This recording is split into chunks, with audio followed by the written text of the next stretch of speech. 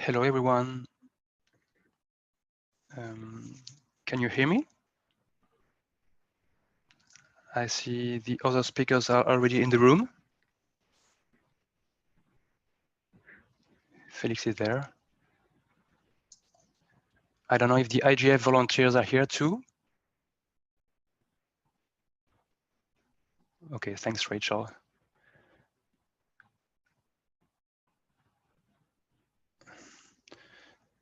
So a quick message first to IGF organizers.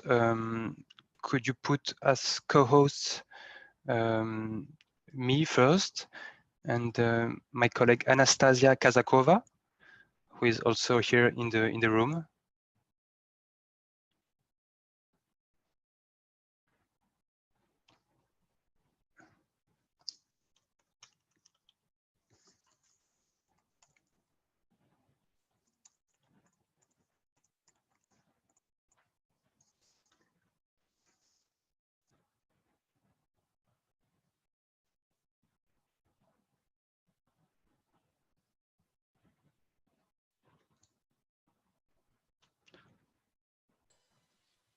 Hello, Arno.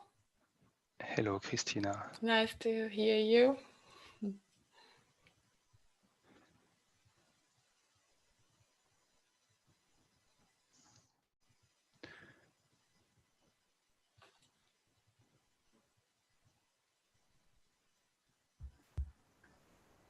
Hello to everyone. Hi, Nastya. Hello, hello. Hi, this is Rachel. Hi, Rachel. Hi, this is Philip. Hello, Philip.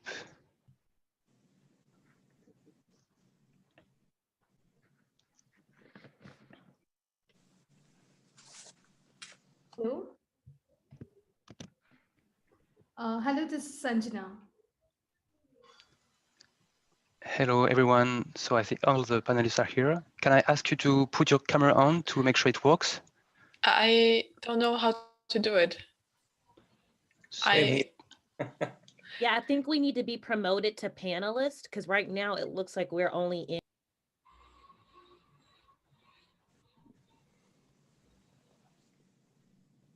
Different now.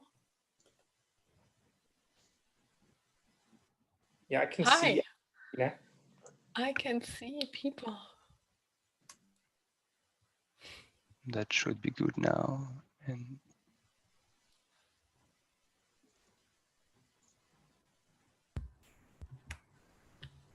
And Felix is also leaving the message that he doesn't have button yet to share the screen. Hello. Hi. Hi, everyone. Nice Hey to meet you there. all.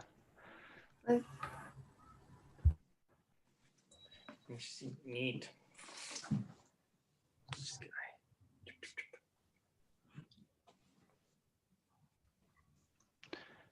There is just Mr. Abhinash Nair. I'm sorry, I will deactivate you so that we don't see your screen here. I don't know if the IGF volunteers can do that so that we don't see the screens of non-panelists. That would be great if it's possible. Thanks. I don't know how to do that from my end. I'll try. Thank Avinash. Okay, we just have 5 to 10 minutes before the meeting starts. Well, as you can see, some attendees are already in the room. So just a quick update. I think we have around 65 attendees registered to the Zoom meeting, and others will probably join through YouTube. So I hope we'll have many people. Thank you, everyone, for joining and taking some time. Can I ask you just to maybe say a few words to make sure we can hear you and everything's fine on the technical side? So Hi, Christina, everyone. yeah. Yes, I start. Hope you're fine. Perfect. Philippe, I see you already unmuted. You want to go ahead? Oh, yeah, sure. Well, welcome. Thanks for having us and looking forward to the discussions. Thank you. I'll have some water. Thanks. Rachel? I'm here. Thank you. Excellent. And Sanjana? Hello, everyone, and I hope you can hear me clearly. Yes, the sound is a bit low, I think. If you Okay. maybe can speak closer to the mic, that would be great. And the last one is Felix. Felix, Yeah, can you for me too. can you just do a quick check with the video? I can't. So I will try to restart Zoom on my Mac because Wait, all the option even no, in wait a moment. Let me do you a presenter. Well, Felix has left.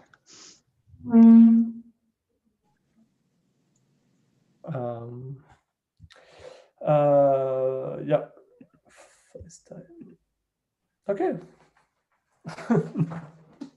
Now it's better, yeah.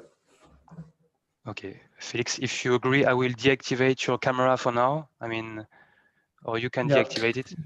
Maybe just to introduce Felix, he's also one of our colleagues. You may have seen it in the briefing, and he will do the short demo on the anti-stalkerware box. He's one of our security expert researchers. And I hope you can hear me clearly now. It's better, Sanjana. Thank you.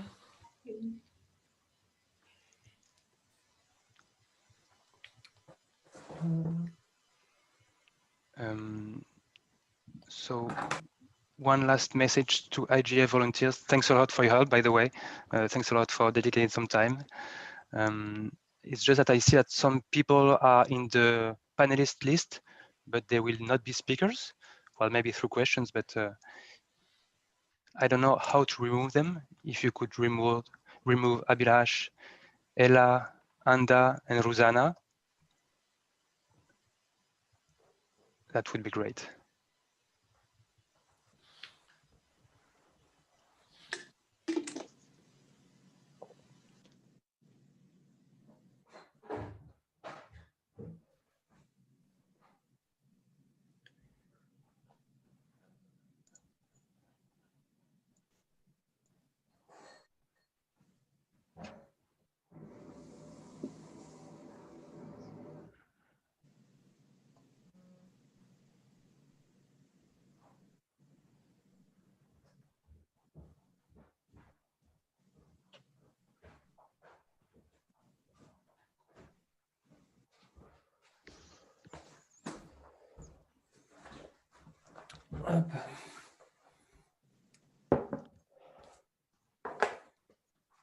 Hello, I'm unable to.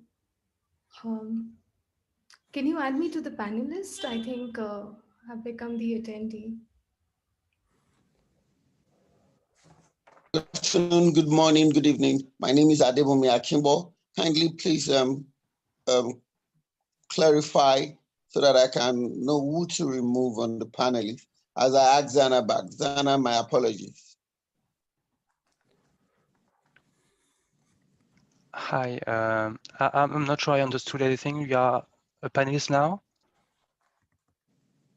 Yes, now I am.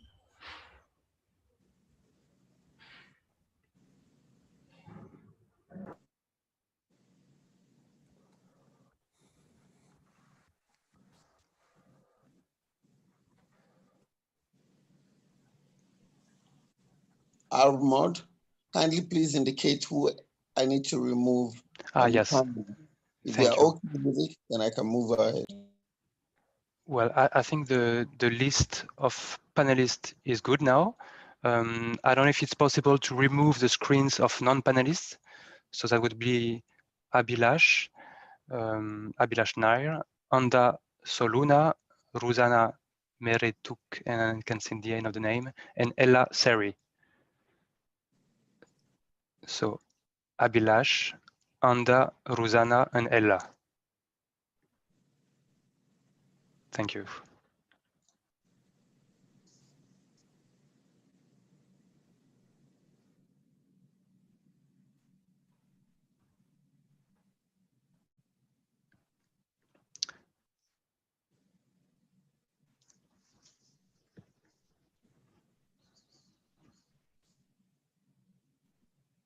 If it's possible to see only the pictures and videos of the panelists, That would be perfect.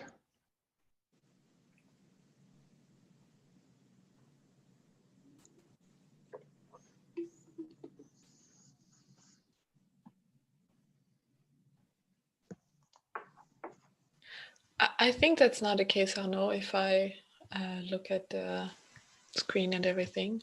I'm just wondering if, Felix, you also now are good with the presentation button to share the screen? Okay. Yeah, Good. yeah, I can if you want, just to test. Yeah, why not? Up, this one. You see it? You started it, and I guess it takes a bit before it comes up. I have something. Where is my mouse?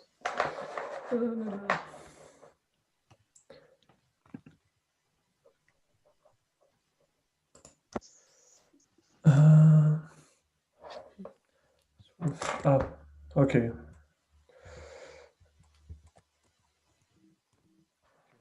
I'm gonna have to stop. Yeah. PowerPoint magic.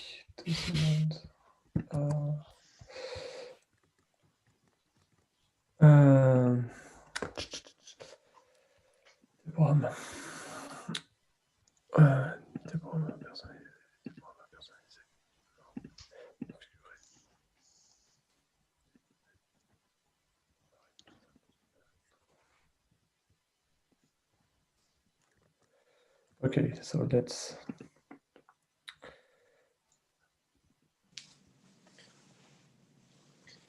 Yep. Oh, I think it's okay. Yes. Perfect. Blah, blah, blah. Up. Perfect. Excellent. I will just try the same for the slides for the very beginning. Can you see my screen? Yep. Excellent.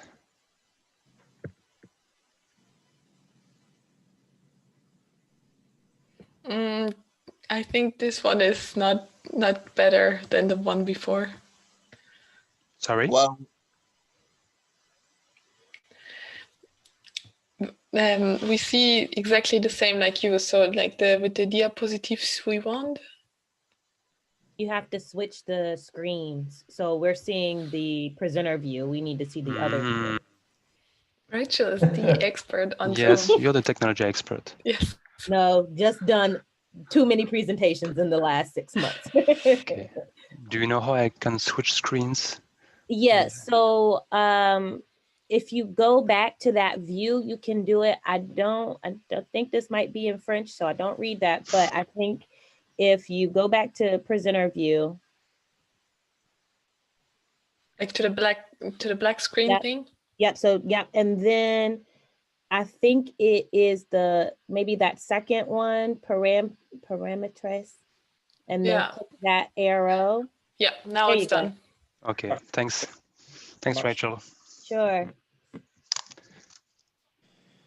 Okay, we'll just wait for 2 minutes, I think. One question to IGF volunteers. Will you let us know when to start?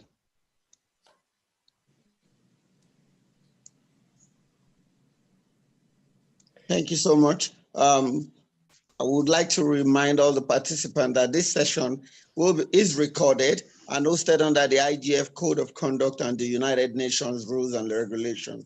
If you wish to make your contribution once the time is appropriate, please kindly, you'll be allowed to talk at that point in time. At that point in time, you'll be expected to raise up your hand, the emoji of the hand, so as to be identified by the moderator to take the floor. You state your name first for the record before your contribution. Please enjoy the session. Host should please go on to transmit the session live now. Thank you. Thank you very much. So should we wait for another 15 seconds? And let's go. Arnaud, will we have mics muted or unmuted? You manage it yourself. We advise that we try as much as possible to mute ourselves. Thank you. Okay, good, thanks.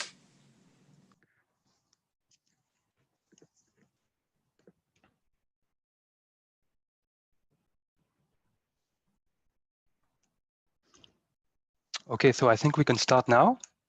I hope we have many people in the room. I can see that now, but I'm sure it's the case. So hello, everyone. Thank you very much for joining our IGF pre-event entitled Stop Stalkerware, Tackling Digital Stalking Helps Victims of Domestic Violence. My name is Arnaud Dechoux, and I'm Public Affairs Manager at Kaspersky, based in Paris. So I have the pleasure to moderate today our session dedicated to the issue of stalkerware. You may have heard of, may not have heard of the term stalkerware, also called sometimes spouseware or other names, and which refers to a growing problem in our societies today, but a problem which really lacks awareness. So the objectives of today's session is precisely to raise awareness, help protect users, and identify multi-stakeholders activities to counter these developing cyber threats. So thank you very much to the Internal Government Forum, the IGF, for having us here. We have the chance to be here with a panel of 4 experts from different horizons, working in different fields all around the globe. 3 of them are members of the International Coalition Against Stalkerware, which was created 1 year ago.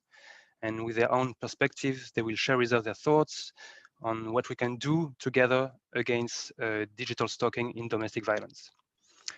After that, security researcher Félix Aimé will give us a very first live demo of a project that he has initiated to help local stakeholders identify stalkerwares, the open source anti-stalkerware box.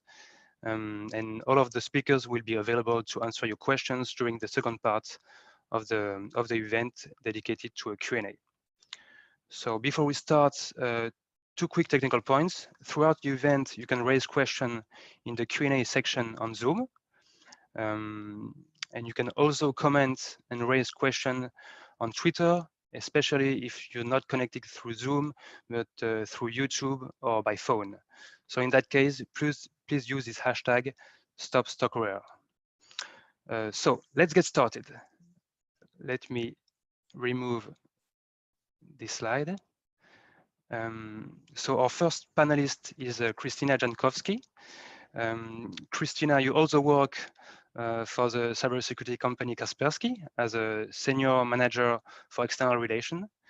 You are based in Germany, in Berlin, and one of your key issues is stalkerware, and you are deeply involved in the work of the coalition since it was created.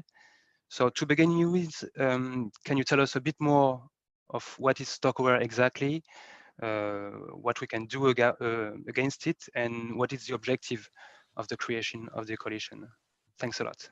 Yes, thank you, Arnaud, and hello to everyone at this session. So let's first clarify some facts and figures around stalkerware. When talking about stalkerware, we speak of commercially available software that allows someone to digitally spy on the private life of somebody else.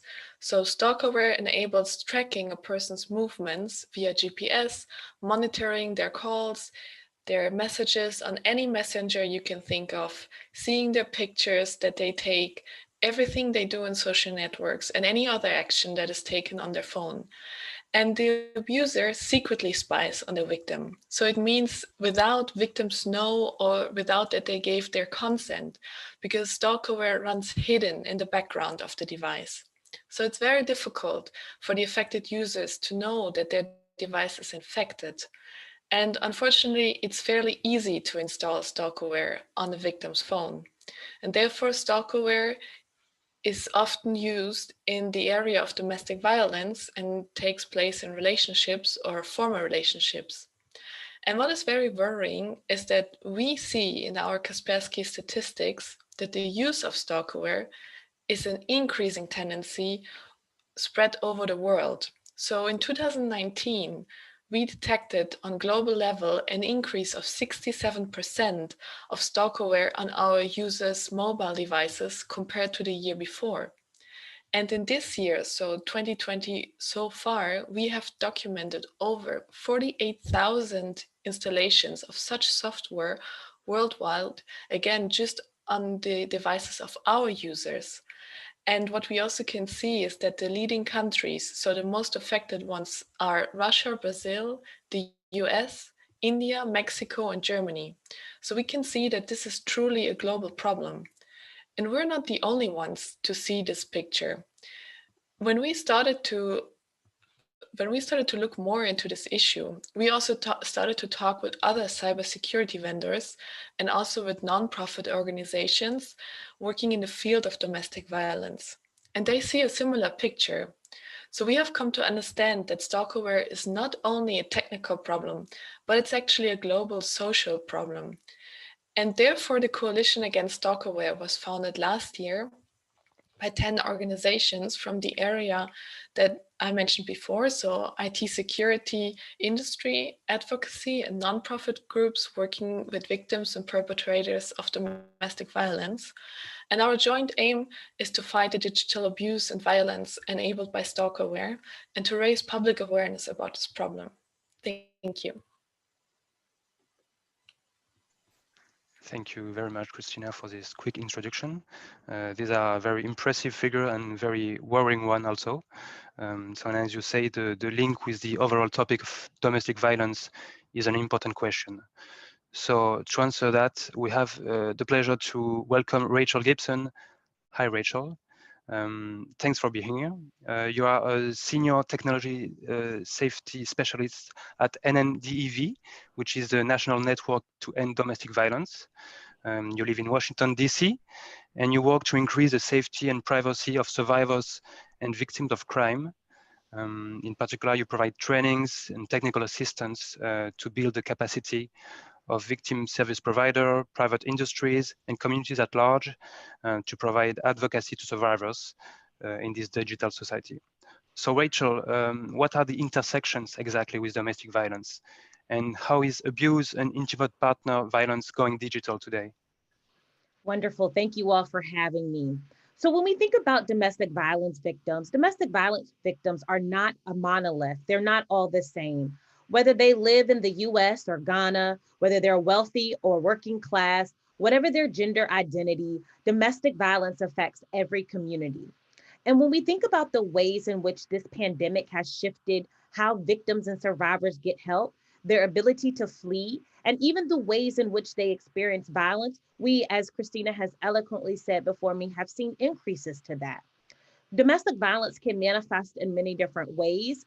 It doesn't always appear as physical abuse. It can be emotional, religious, financial, threats to immigration status, outing someone for their identity, and more.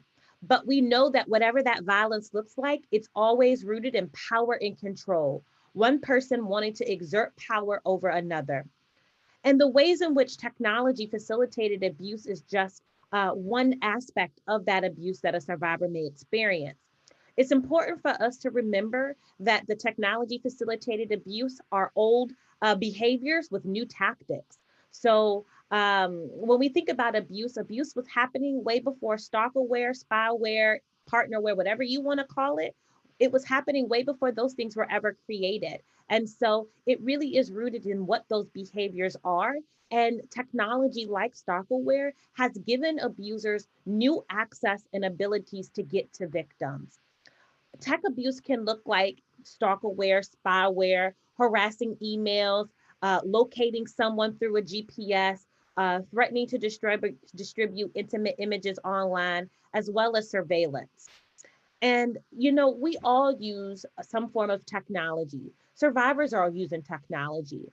And when survivors are using technology, they're constantly having to evaluate the risks to that tech.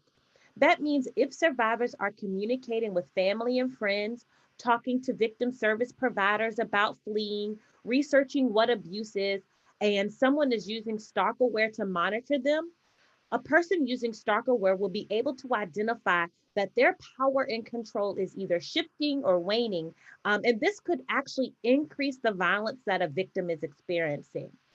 Using stalkerware to facilitate abuse is just, like I said, another tool. But stalkerware can make survivors feel like there's no help, like someone's always watching them, like they don't have many options. For many survivors that we've worked with, it can feel overwhelming and daunting to try to figure out how someone who shouldn't know that much about you knows what feels like everything about you. And survivors are having to safety plan around stalkerware, not only for their lives, but the lives of their children and family. But it's also, and lastly, important for me to say that, again, there are risks to technology that survivors have to be aware of, and that misuse can make survivors feel scared, but survivors still have a right to technology. The ways that this pandemic has increased isolation and control exerted by an abuser has manifested itself through the stay-at-home orders, through survivors not being able to go to work and leave and flee. And so survivors having access to safe internet, safe phones, safe devices means that they can stay connected, reach out for help, and most importantly, be empowered to make the best decision for themselves. It's important for all of us working together to develop strategies to hold abusers accountable, making sure that the products we create do not cause harm, and if they do, make sure that we're working together to correct them. When we build products with survivors and victims in mind at the beginning, we make that product better for not just survivors, but for every user of that product. Our work means that we're creating technology and tools that empower survivors to make the best decisions for themselves. When this is done, whether we are an advocate, a technologist, a civil society member, whatever our job, whatever our role is, we each play a part in this, and we each do our part to end violence for all survivors.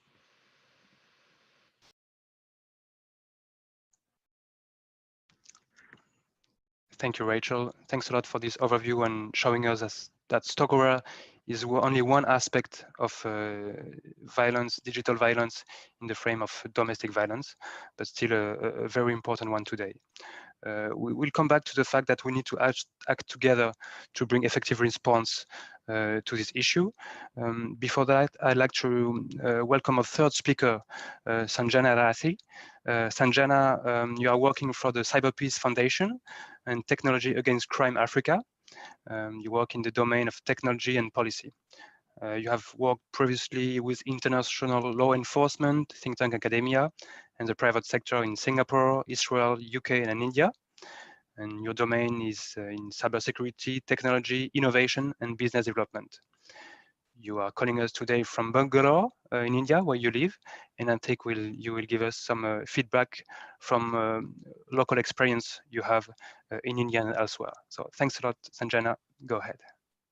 Thank you so much. So I would actually begin with the case that during the COVID-19 crisis, we have seen an increase in the use of stalkerware, a 51% increase, statistics say.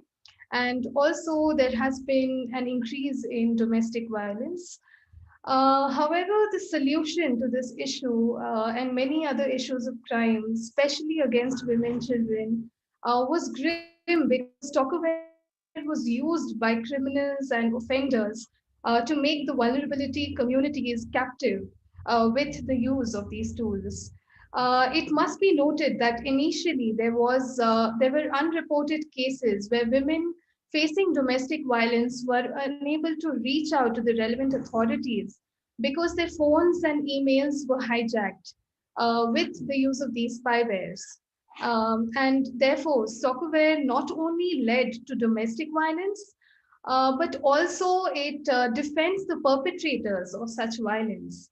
And this is like a vicious cycle, and this needs to be broken.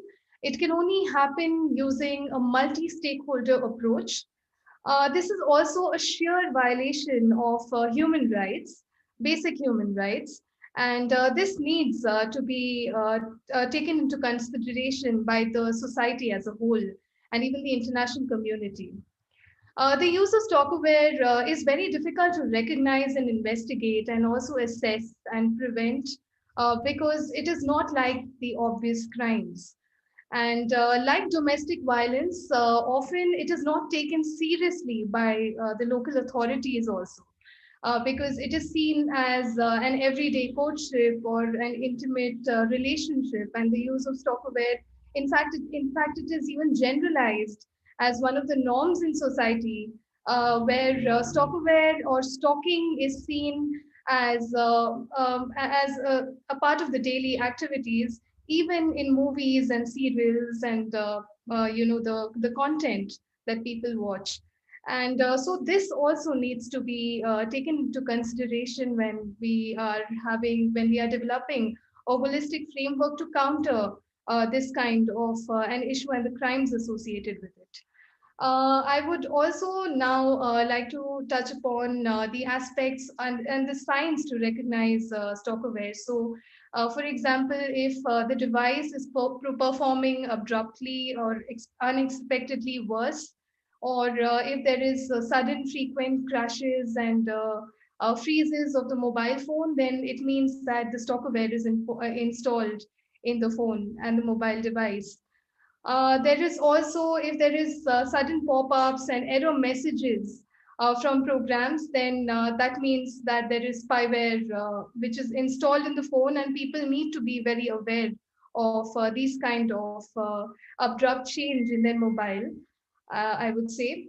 Also, knowing the basic cyber hygiene and various practices associated with cyber hygiene is very much a necessary in society.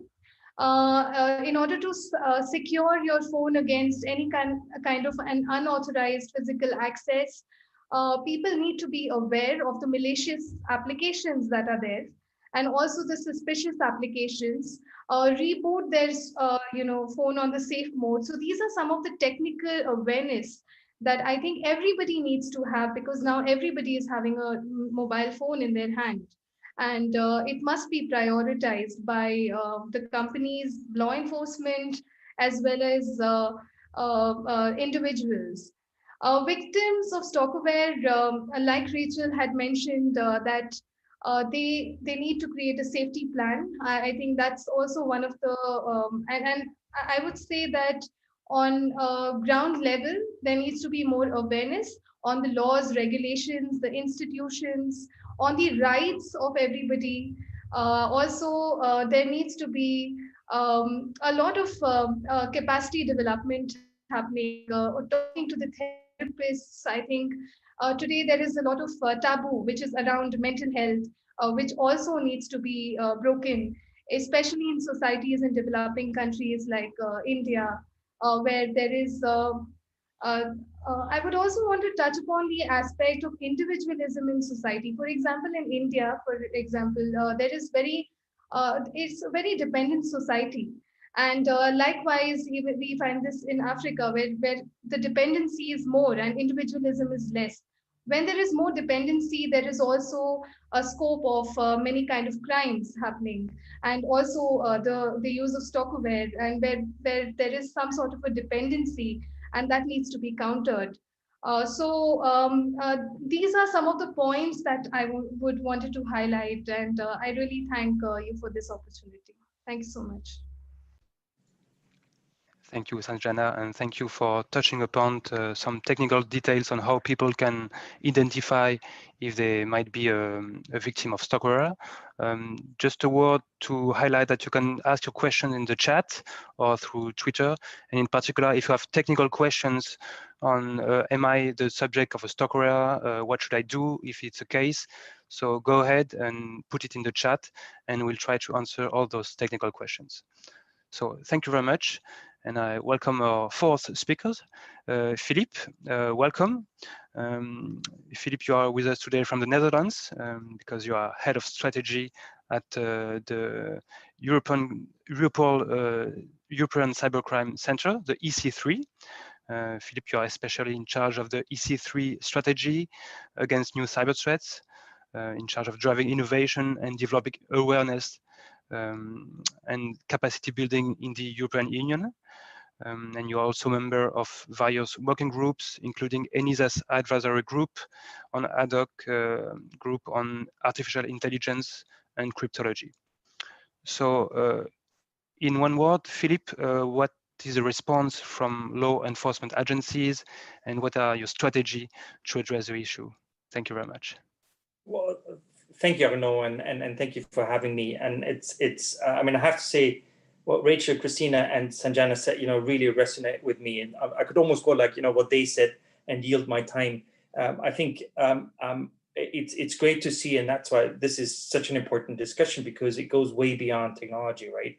So just quickly, in terms of providing context, so I work with Europol's European Privacy Center, as you said. So we deal with combating high-tech crime, combating payment fraud, combating child sexual abuse online, which also, in line what we heard about, Stalkerware. Unfortunately, we've seen during the crisis a huge increase when it comes to online child sexual abuse and the amount of child sexual abuse material, and the most recent team deals with dark web crime. So, what we do, as Europol, we don't have policing powers per se, so we're not European FBI, but we're very successful in creating the network to fight that network, to get the right people to the table. And you said, what is our response? Now, well, I could say from a law enforcement perspective, the gold standard, if you will, is investigations, going after the bad guys, investigating online criminality. What we do very good is supporting multinational cross-border investigations. And we already heard that from the previous speakers. This is an international crime, and you can have one person sitting in one country affecting, people in many different other countries. So that's why I need to have that network. So that's the gold standard, if you will. And of course, law enforcement is uniquely placed to do that. We are usually the ones who can do that, investigate the criminals behind it. But I would almost say the platinum standard is actually to prevent the crime from happening. It's better to not have to investigate crime, but actually prevent it. So that's why, this initiative, this coalition is so important, because through prevention and awareness, we can actually be successful. We can hopefully prevent a lot of those crimes, increase cybersecurity, increase cyber safety, and cyber resilience, which goes way beyond technology. So I really like all the comments of the previous speaker. So just to give you two examples, one operation example is quite old, so 2014, so that's almost 6 years, obviously, and that was Operation Black Shades, which is also linked to another problem. When we talk about stalkerware and other malware, what we call the crime as a service model, the problem is I don't have to be a technology expert. I don't have to be tech savvy. I can purchase those tools. I can purchase stalkerware online. I don't have to have any technical knowledge in how to use that. And Black Shades was such an example. So it was a massive operation. We had 16 states involved, including US. We arrested 80 people. We had 360 house searches. And just to give you an example, there was an 18-year-old person sitting in the Netherlands that had infected 2,000 computers. So that was one person affecting 2,000 people, not just stealing the data, taking pictures, using the camera, but having a huge psychological impact, really impacting their lives. So I think that really shows you how big of a problem that is.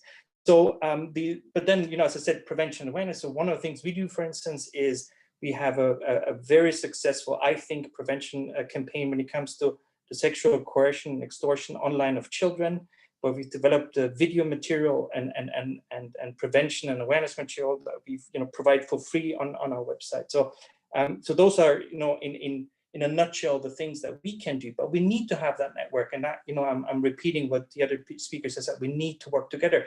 And just to sort of finish it up, I think what Stalkerware really shows you is that connection between cybersecurity and cyber safety. So if we simplify it and say cybersecurity is about protecting your data, protecting your infrastructure, and that's important. So having a technical solution to a technical problem, if you will, but cyber safety is really about the human being, the human-centric approach. And we've heard that from the other speakers.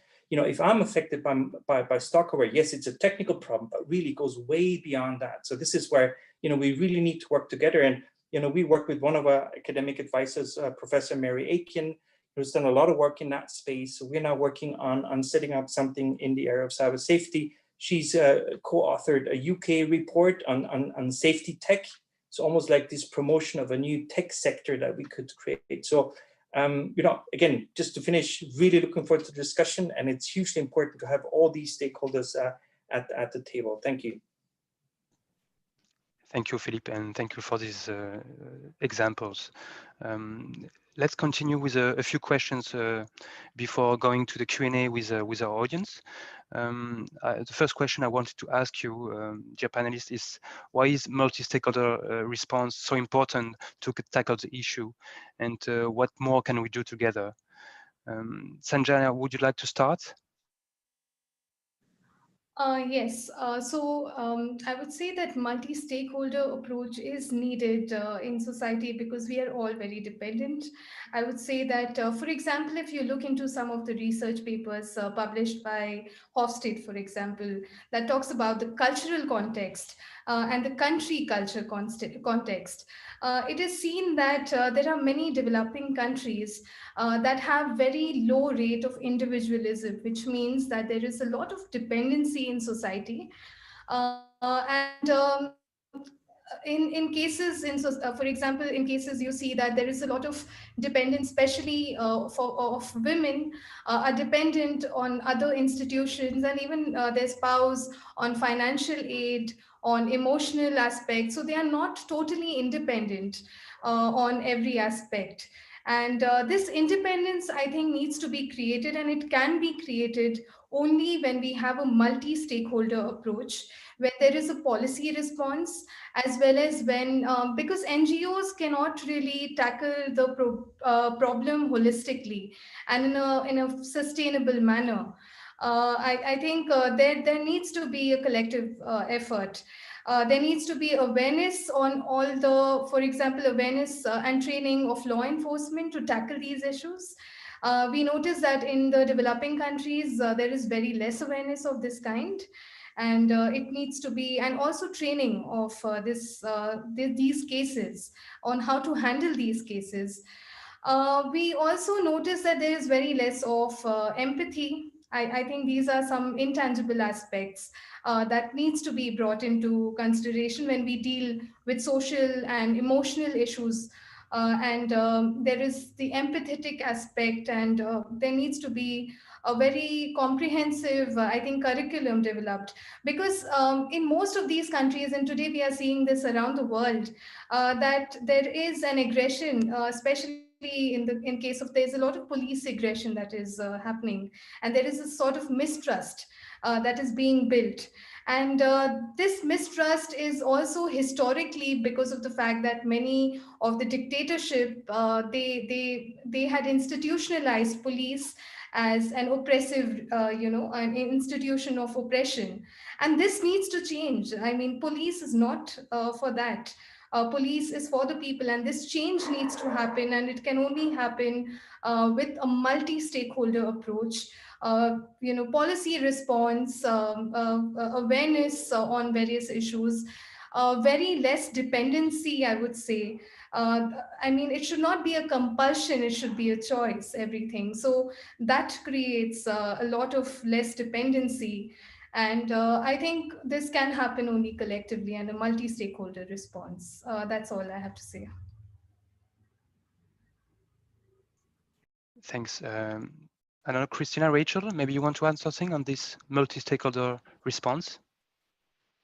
Sure. I think Sanjana wrapped it up in a bow for us. I don't really have much to say except for the right people have to be at the table.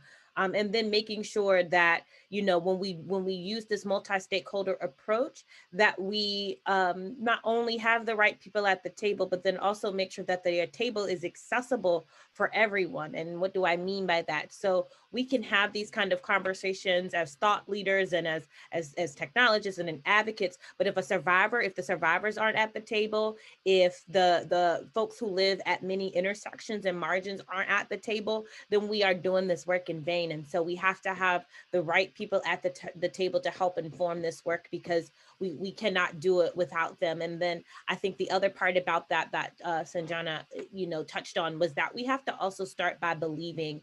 Many times we talk with survivors, and especially when you think about the ways in which technology has evolved, survivors are often saying, well, no one believes that my lights are flickering on and off. No one believes that my email has been hacked. I've gone to law enforcement and they're saying that's not possible, but I know my air conditioning was set to 100 degrees and it's hot outside. And so we are working with survivors on helping them collect their evidence and identify the ways in which they are experiencing this misuse, and then having conversation with our counterparts in legal professions, saying that these are the things that survivors are experiencing and how do we figure that out? Because, you know, with Stalkerware, and even if you think about the Internet of Things, those types of crimes are often, people think that was a TV show here called The Jetsons, that we're living in 3099. And there are ways in which technology has evolved. We're doing video calls just like the Jetsons, you know, things are turning on and off just like the Jetsons. And so we have to identify that these are ways in which survivors are still experiencing abuse, and helping folks understand what that abuse looks like. But I'll wrap it up and say that I think Sanjana really really articulated well what the need is. If I may add to it, yeah, I fully agree to everything Sanjana and Rachel said. And if I may just add one dimension, one perspective from the coalition's work is that this is also exactly what the coalition, the idea is behind. So to bring together the expertise from different stakeholders, because as I said before, Stalkerware is not a technical problem as such, and as Rachel has emphasized before, it's just another tool of the bigger like power and control mechanism behind. And for us, it was very helpful to understand, yeah, all these, let's say, structures behind, and to give a very like practical example is that we as coalition want to work towards, we're working towards various objectives. One of them is to have really airtight technical tools, so to speak, that helps to detect stalkerware in that tool. So thinking of an antivirus here that is already existing in today. This also needs a good guidance for the user what to do if the antivirus detects a stalkerware, because we learned then that it's critical to understand you cannot just remove this software like with any other malicious software, because if that is done, then the affected person can be in serious danger, because the abuser will know that it has been removed, the stalkerware, and this can escalate the violence. So there is really a lot more to understand, and this is why this work in the coalition is really important for everyone. Also to find cross-industry answers, and not least this training that definitely Sanjana had mentioned, and I believe also Rachel and Philip, to really come together and exchange the knowledge and share it. So we are working on on creating a basic training and some webinars, so we can share the let's say the expertise from all the stakeholders together. Thank you. Thanks, Christina. Just one question to IGF organizers. I think there is an issue with the sound, as I can see speakers hear them speaking 2 times. So if you can take a look at that, that would be great. Thanks. Before we skip to the next part of the session, I want to ask panelists the last question. What's exactly the legal status with Stalkerware? So we understand there are a lot of issues with this type of software, but they are legal, right? I don't know, maybe Philip, Rachel, can you answer that? What is with the legal status? Can you explain with us why it's not forbidden and what we should do with that? Sure, I'll speak for what we are experiencing here in the US. So we don't actually have an overarching federal law that covers stalkerware specifically, but each state has its own laws and guidelines to address the problem. But in theory, for us, monitoring someone without their consent is just problematic behavior and is a violation of someone's privacy. I think it's really great that there are countries out there who are trying to develop harsher punishment and guidelines around this. And I think as we think about the ways in which we have laws on the book, we have to ensure that we have the appropriate law and the appropriate way to hold offenders accountable through the legal system should a survivor choose that.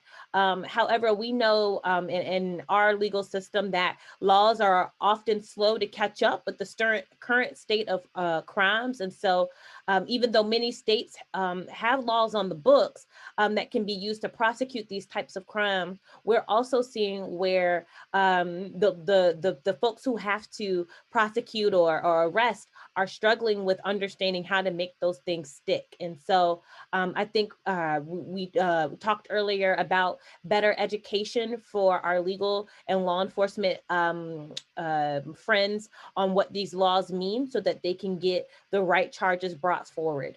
I think it's also important to note at this point as well that not every survivor wants a criminal recourse or a legal recourse. For many survivors, they just want the surveillance to stop. They want their lives back.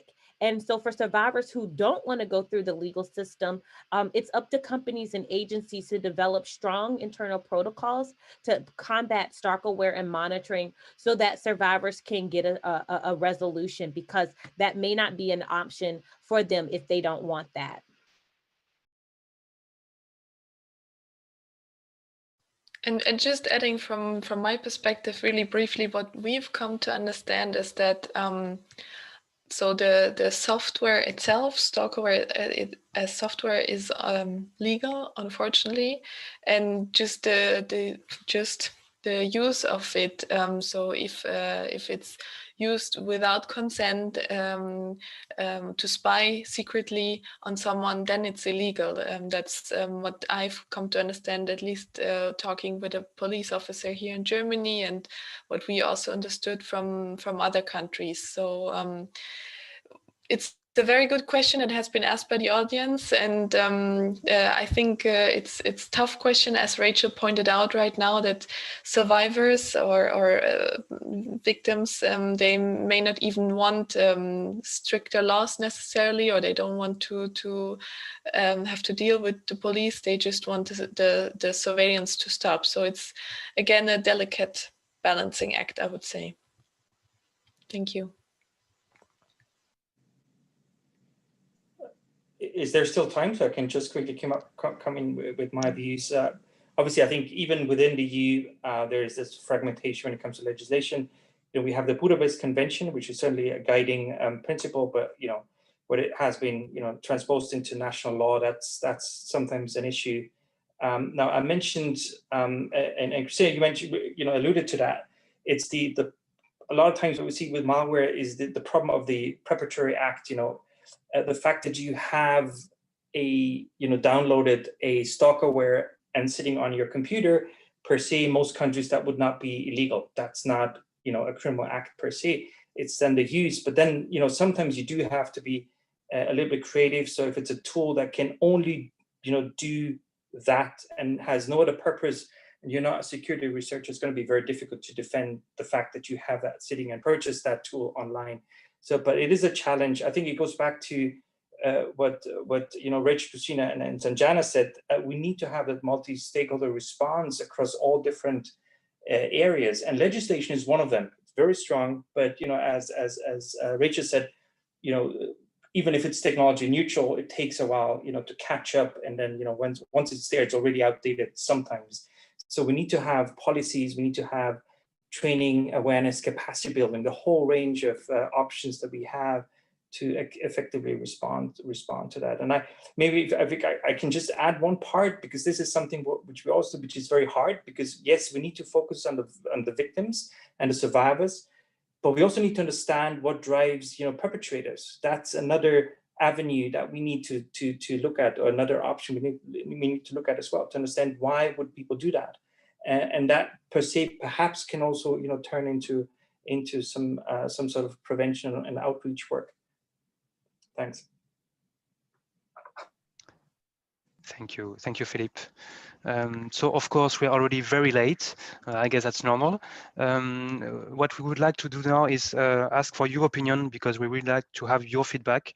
I think we have the audience from all around the globe, and it's very useful for us to really know what people think on the field. So what we propose is to do a very quick online poll through Mentimeter. So I'm asking Anastasia, could you please share your screen? We'll do that very quickly.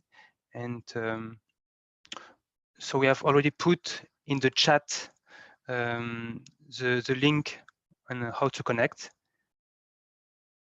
You have to go to www.menti.com.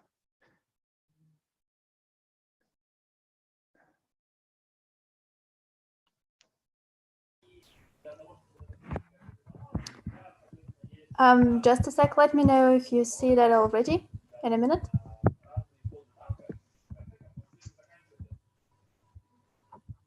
In the meantime, I will also leave the link to the poll in the chat.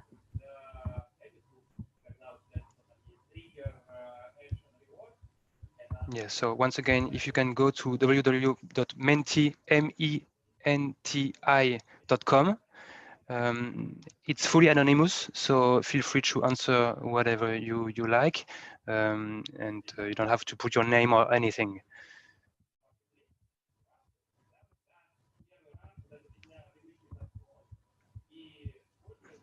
Great. Oh, we already have some answers.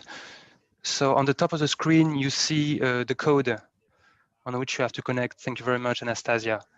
The first one is a very quick question, but it's very useful. We want to know if you have already suspected of being affected by stalkerware on your smartphone or laptop. So we'll maybe let you 30 seconds to reply. So we see that the large majority is saying no, never, but about 1/4 already suspected being affected. So that's quite a lot. Let's wait for another 10 seconds. We already had about 20 people answering, so thank you very much. I take this time to say that all of this data will be included in the post-event report that will be available on the IGF website after the event.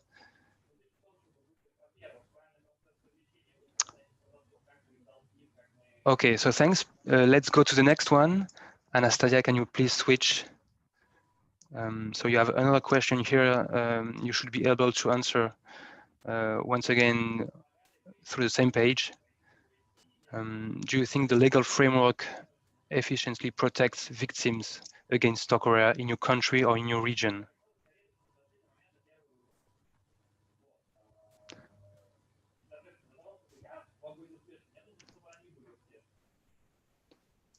Well, once again, I think the results are quite clear. I don't see a lot of yes.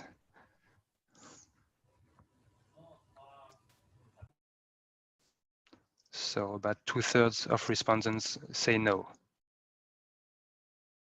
Let's give it another 5 seconds.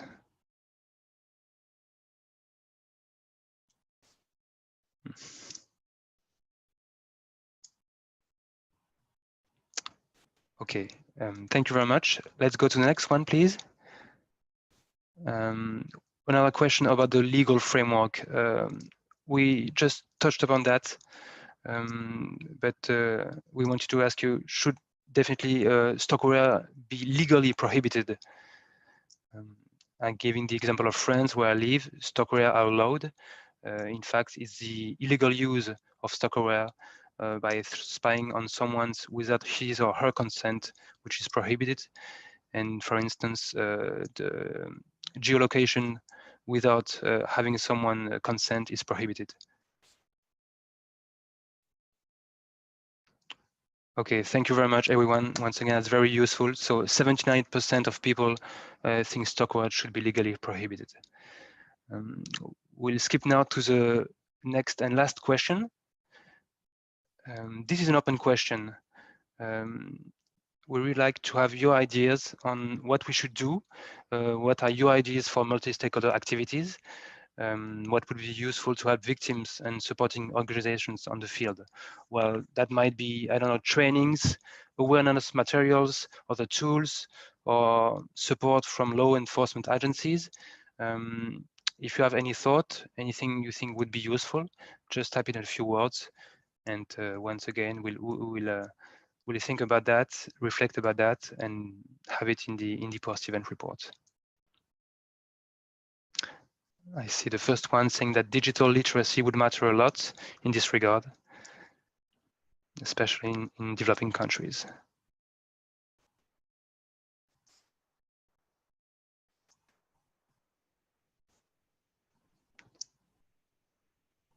Okay, thank you very much. So these are propositions and ideas in all fields, either on the legal side or the legal framework, on multi-stakeholder awareness and capacity building. So that's very useful. What I propose is that we'll now skip to the last section, but you can still vote. You'll be able to continue to voting and putting your ideas on this question during the follow-up of the event. So thank you very much, Anastasia. I think we can go to the next part. We're supposed to have a first round of questions, but I propose to do that in the end. We'll first go to Felix, who's been remaining silent from the beginning, but who has a lot to say. So Felix, you are a security researcher within Kaspersky Global Research and Analysis team. You are a computer security and geopolitics enthusiast. You started as a pen tester before joining the French Cybersecurity Agency to develop the threat intelligence investigations and related capabilities. And in 2017, you switched to the private sector and joined the Kaspersky's great team. And there you work as a threat intelligence researcher, mainly focused on emerging threats and targeted attacks. So you're with us today to present an ongoing project aimed at facilitating the detection of stalkerware and other malicious spyware installed on smartphones and tablets. I think it's a world premiere, so thanks a lot of you for having this demo with us.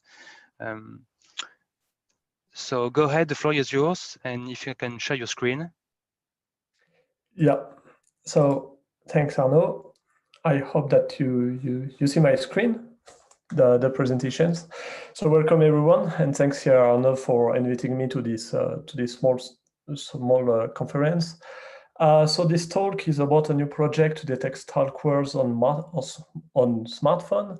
The title is Anti-Stalkware Box and How to Analyze Your Smartphone Communication Without Any Technical Knowledge. The idea of this project came to me during a meeting with a French NGO supporting victims of domestic violence, the Centre Hubertin-Auclair in Paris. And this meeting was about how to detect stalkerware on people's smartphone. And during this meeting, they shared with me their frustration about the detection of stalkerware, as obviously they were not technical people. And for example, they were not able, obviously, to do some smartphone analysis in order to spot the spyware. And after a small documentation about stalkerware, just because it's not my day-to-day research field, I found that most of them are using the same infrastructure, which is in most of the case already known and publicly known to be associated to the spyware. And so by knowing that, is it possible to check very easily if a smartphone is compromised just by looking at its communications? Whoop. So here came to me the idea of creating a kind of open source kiosk for less than $50 US, where people can easily check in a few minutes if their device is compromised or not, and that without any technical knowledge for the end user. As of today, you have a first version that I will present, which have been developed and works quite nicely. So take a look on how it works by looking at a video.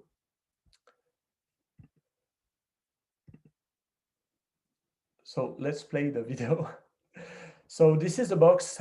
So the first step for the user is to create a Wi-Fi network and connect its smartphone just by scanning a QR code. So you have like the generation of the Wi-Fi network. You scan the network, you scan the QR code to connect to the network. And once connected, so the phone will connect to the box, and once connected, the capture starts. As a hint, you have like you have some spike present in the background, which is like the active communication of the smartphone. So let's wait like a few seconds and let's stop the capture, and let's go to analyze it.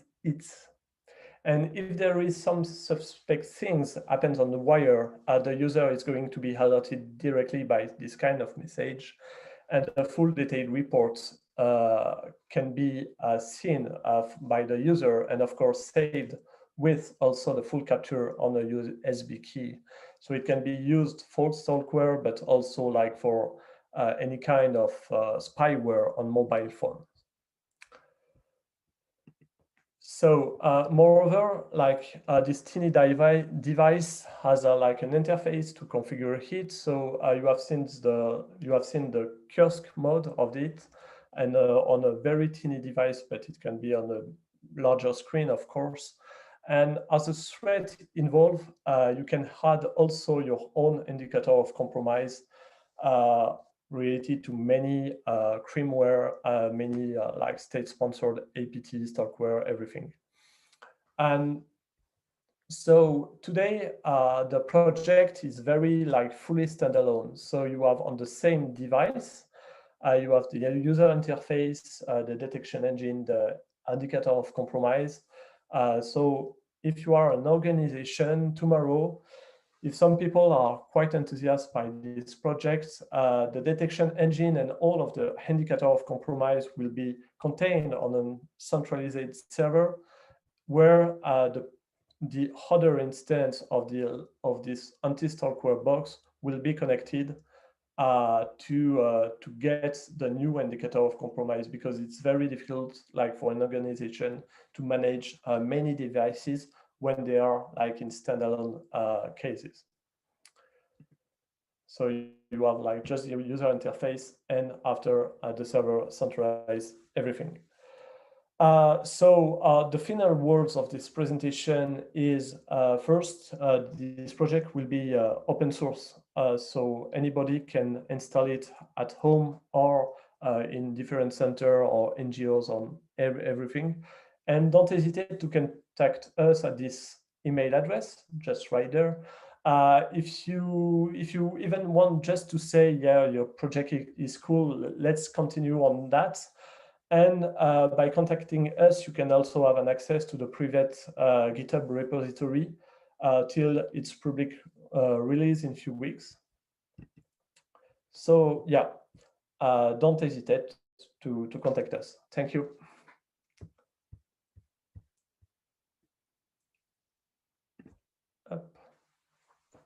Thank you very much, Felix. I think you will receive a lot of emails, and I have thousands of questions. I'm sure everybody does.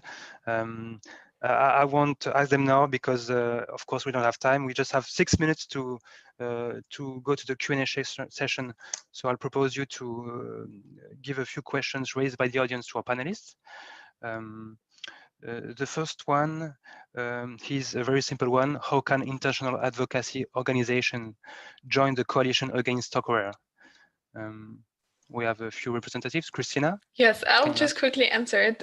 Just go to the website stopstalkerware.org, and there you find a form to contact the coalition. Thank you. Another question. When it comes to IoT, there seems to be a lack of awareness on the part of the manufacturers as to how their product can be misused. So is the coalition looking to address this? Rachel, Sanjana, maybe? I don't want to speak for the coalition. I will say that currently we're focusing on Stalkerware as our main priority. That isn't to say that there aren't groups in that coalition who are working around IoT. I know that my agency works with companies like Google and other companies that have IoT devices to kind of think through what their strategies are. Just like there's the Coalition Against Stalkerware, there are often safety advisory boards at some of those companies. And so I know that there are NGOs and other folks who help assist with that and help them understand that. Again, I think there is a very big difference between programs and software that are were created with the intent to harm, like Stalkerware. It was created to monitor and track someone, and then technologies that were created to better our lives, but then also being misused. And so I think they're two different things, but we can definitely address them in some similar and different ways. I would also like to touch upon one issue that so when these applications, the unauthorized applications, in many cases, they are just taken down because they are unauthorized. But however, there are some developers who still give these kind of services. So what I would say that, in fact, this was a case that around 2 months ago, I was contacted by one of the developers who was developing spyware applications, and this needs to be reported to relevant authorities, I would say, because the softwares that are used for tracking by the government or anything, they are all proprietary and they are done using a legal procedure. However, Stalkerware, it's a different domain altogether. And what I would say is that just get in touch with the relevant authorities, the law enforcement, or write to the Coalition Against Stalkerware, and we will look into it. Thank you very much. Philippe, you have raised your hand. Yeah, just very quickly in the interest of time. So you mentioned ENISA. So ENISA is the EU Cybersecurity Agency, and they're working very hard on developing a standardization and a labeling system for IoT devices. Now, this is a huge undertaking, but it goes into the right direction. Principles like security and privacy by design, and as Rachel said, sometimes this is unintentional. Those are, however, those connected devices are now very often the entry point into network, and can be used by criminals to install all sorts of malware, including Stalkerware. So at least at EU level, there are those efforts to introduce standardization and a labeling system potentially for IoT devices. Okay, thanks a lot. Another question which should be easy to answer is there any report from the coalition with the data you mentioned today? Also, how can we be kept informed about the training webinars? I think I wrote a quick answer to it. I'll repeat it. So there is a report published with some of the data I referred to. I put the link in the chat, and yeah, the training, we're working on it, and we hope to announce it whenever it's finished soon, hopefully. It will be trainings for associations or victims and survivors. So the main first group we want to run the trainings with is so with NPOs working with victims and perpetrators of domestic violence, and then the greater goal is also to work with law enforcement agencies and regulators, so to also raise awareness and increase capacity there. Mm-hmm. Thanks. I think we only have 30 seconds left. So we had a number of other questions. I'm sorry, we don't have to answer them now, but we'll make sure to answer them, I think, in the post-event report. And you can also find many info on the website of the coalition, so which is also in the chat, stopstalkerware.org. So thank you very much for joining the IGF pre-event today. We hope it was useful to you. We look forward to continue the discussion with each of you on this important topic. So for that, feel free to contact either the coalition or directly each speaker. We are looking to discuss with you. If you are ready for an IGF marathon over the next hour and days, there will be a lot of interesting events. I recommend you in particular a very interesting workshop on the assurance and transparency in ICT supply chain security next week. Philippe, I think you will be also a speaker on November 12th. And that's one of many other very interesting events to come. So thanks a lot to our panelists, Rachel, Sanjana, Christina, Philippe, and Felix, our online moderators, Anastasia and Balint, and also to all the IGF staff and volunteers for making this discussion possible. Thanks a lot and keep in touch. Stay safe. Bye-bye. Thank you. Thank you. Thank you. Bye.